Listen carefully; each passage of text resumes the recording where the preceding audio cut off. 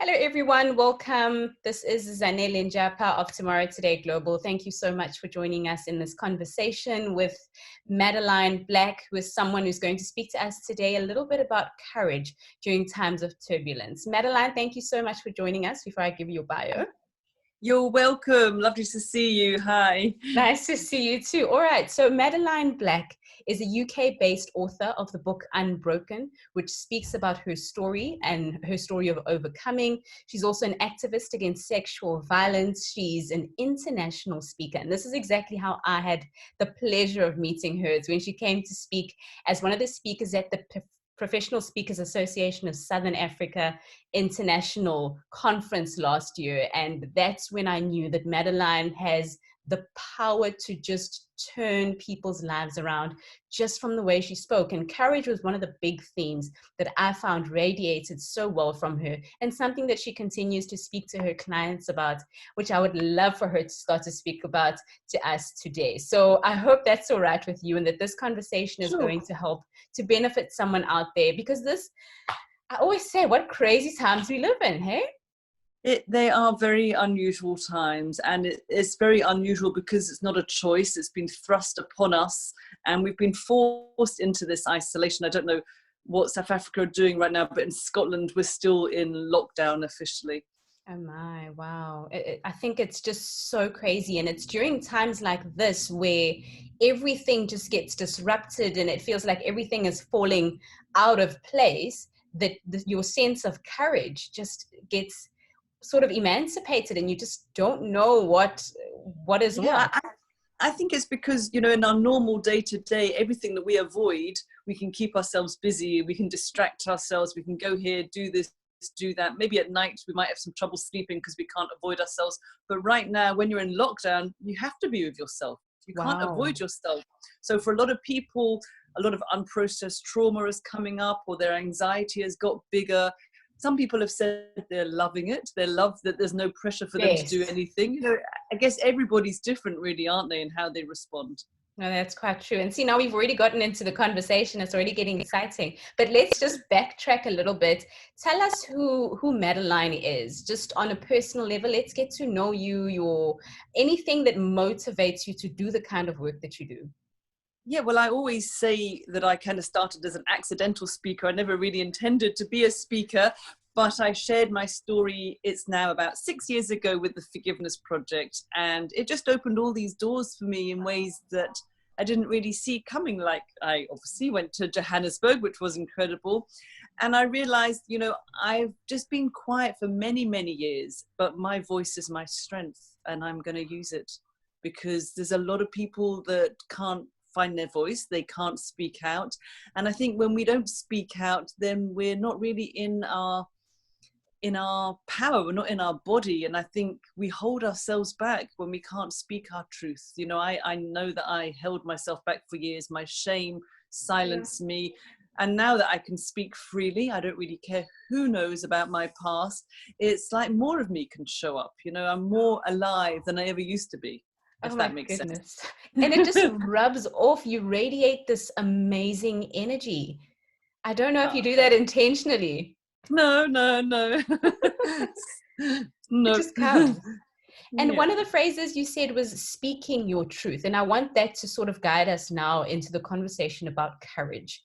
And speaking your truth during this time, how could we potentially interpret that? What does that look like during a time such as COVID-19, global pandemic, disruption in business, and then also disruption in our holisticness as human beings?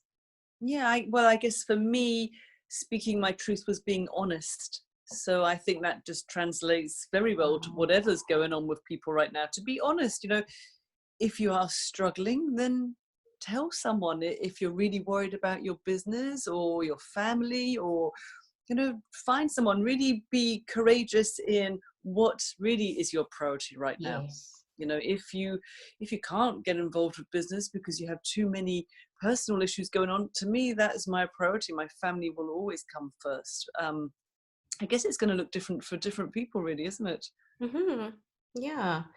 But I think you've said something that's quite spot on, I would say, and also from my experience, is being honest with the situation, because it's so Yeah. easy for us, especially during this time, to keep telling ourselves that everything's okay, Yeah. even when And it's there's a not. nudge. It's not. I mean, I'm meant to be a motivational speaker, and I lost my mojo for weeks. I was really down. You know, only last year I decided to stop working as a psychotherapist and put all my energy into speaking. And so now I only do keynote. I don't have training or webinars or anything. And lots of my colleagues are all going online and they're pivoting and they're doing this and that. And I just thought, I just can't get to grips with having a studio at home and all the lights and all the equipment. I don't know if I Yes. can deliver online. Will it be the same? I love an audience. I love to speak to people. I love being with Mm. people. So I really struggled in the beginning at how it's all going to look. And maybe I might never stand on the stage again. I don't know. But I'm learning to accept that actually I don't have to go online if I don't want to. I don't have to run webinars or training events.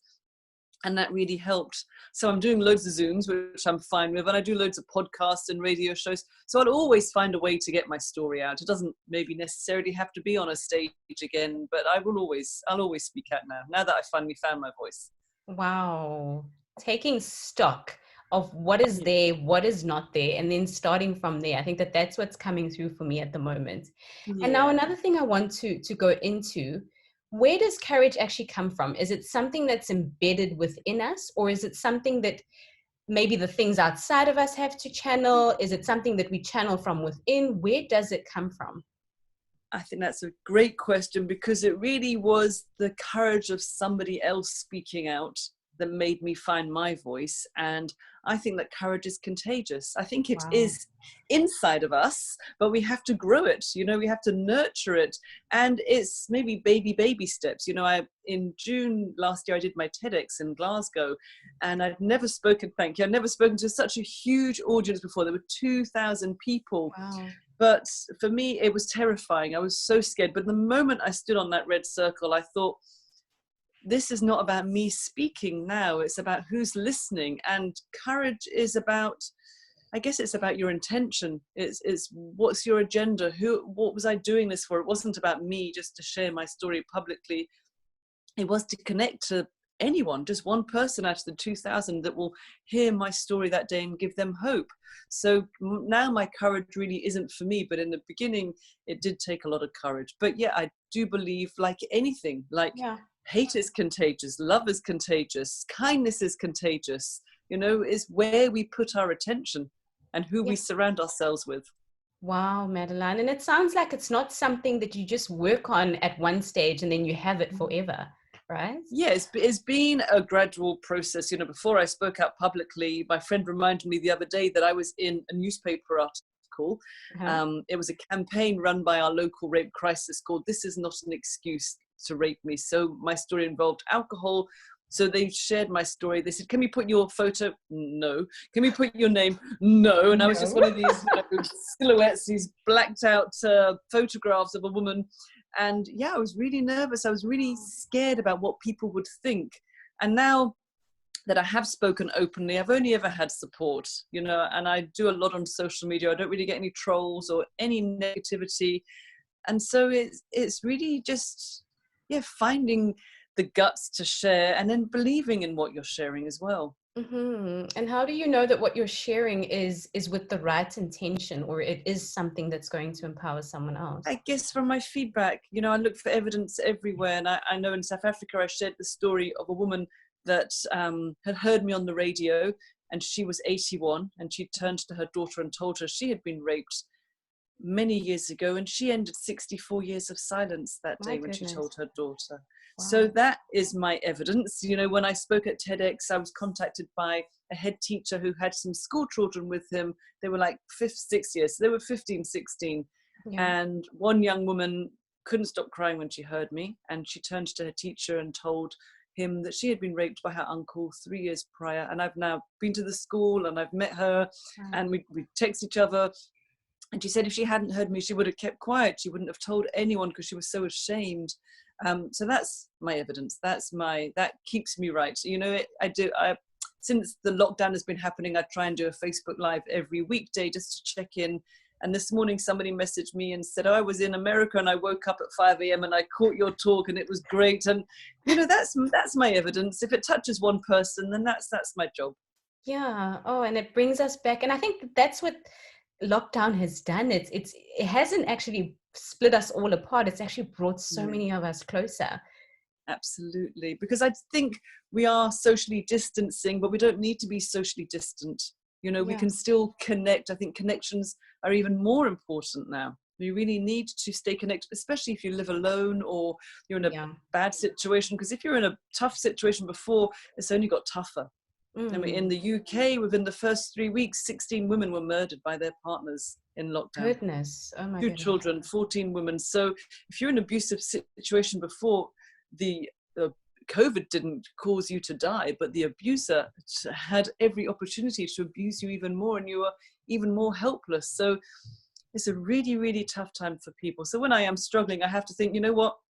I have money, I have plenty of food, I have plenty of room, I have 2 kids back home, my husband's now back at work. I'm really good, I'm really okay. I have to try to focus on what I have rather than what I don't have. That really helps me. Yes. And when you do pull from that courage, and now this is more for people that are watching this, when you do pull from that place of courage, what are some of the resistances that you may start to experience, whether it's within yourself or even things around you that we can start to look for? Yeah, I guess everybody's different. For me, I really like to exercise and be in my body, but most mornings I'm like, oh, I can't be bothered to do it. I don't want to do it. But I. So you're doing yoga? Yeah, I do yoga and I do strength training every other day. But I force myself, and you never regret doing it. So for me, it's about routine, to really try to be quite tight with my routine, because it really keeps me focused. And I do my lives at 11 because it makes sure that I am dressed and washed and showered by then. It helps me as well. It's really good, but it's going to look different for different people. I remember the very, very first time I spoke, I met this lovely guy called George, who was ex-British Army. And he told me this saying, which I always think of, especially now. He said to me that every day may not be good, but there is good in every day. Oh, wow. And that just really sums up right now. If I get do you think that that's something that people can start to do, like on a more practical? Absolutely.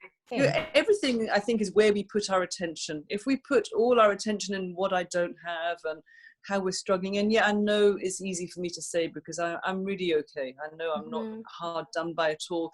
But even in the worst situation, try to find something that is good, or see how you can help yourself. A lot of services are closed, but there's a lot of helplines, there's a lot of online services, still finding a way. So there is help there. Don't be isolated even more, reach out to someone. And that takes courage as well, to say, actually, I'm struggling and I need help. It does take courage. I was really struggling at the weekend, and I was just so angry just with the situation. Just everything made me angry, and I couldn't speak to anyone in my family. They were all annoying me. And then I mentioned it to a couple of friends, or on my live, I think on Monday. And then 2 people called me, and it did shift things. It was just so much easier, just to say it out loud that I don't know what my speaking future looks like, whether I have one or not. And then I thought, well, maybe it doesn't matter, maybe I've done the job I need to do, or maybe it will just change. So I guess learning to accept and be okay. Someone said that right now is really like a grief period, grieving how life used to be and what we've lost and what's not there anymore. And there's certain stages going through grief. There's the sadness, there's the denial, there's the anger, and then there comes acceptance, and then with acceptance comes peace. So it's much easier to accept rather than fight what's going on. I love that. I love that grief concept. It just works. It makes so much sense at this time that you're going through that. It's oh my goodness, things have changed. It's not what it used to be. I miss what it was, because literally when you go through grief, it's just that longing to have things the way it was. And I miss friends and family. I can see my mum, she's around the corner, but I can't hug her. And she said she'll never go out again. She's just going to stay in now. So you can't just stay in forever, Mum. You have to go out. But she's 80, so she's really scared. She's caught in her fear and panic. It's not easy on people's minds right now. It's really tough. So if we can come out with our our mind in a good place, if our Yeah. well-being is healthy, I think that's all that matters, Wow. really. And it sounds like taking the first step is important, because one of the first things you said was that awareness. And this is a theme that just keeps coming up with me during this week. It's awareness around what your situation is like. So with you, it sounds like you're saying just be aware of how things have changed, Yeah, understand where you are, and be okay with that. Be okay with the fact yeah, that you're grieving the way things yeah, used to be, and then yeah. take the first step.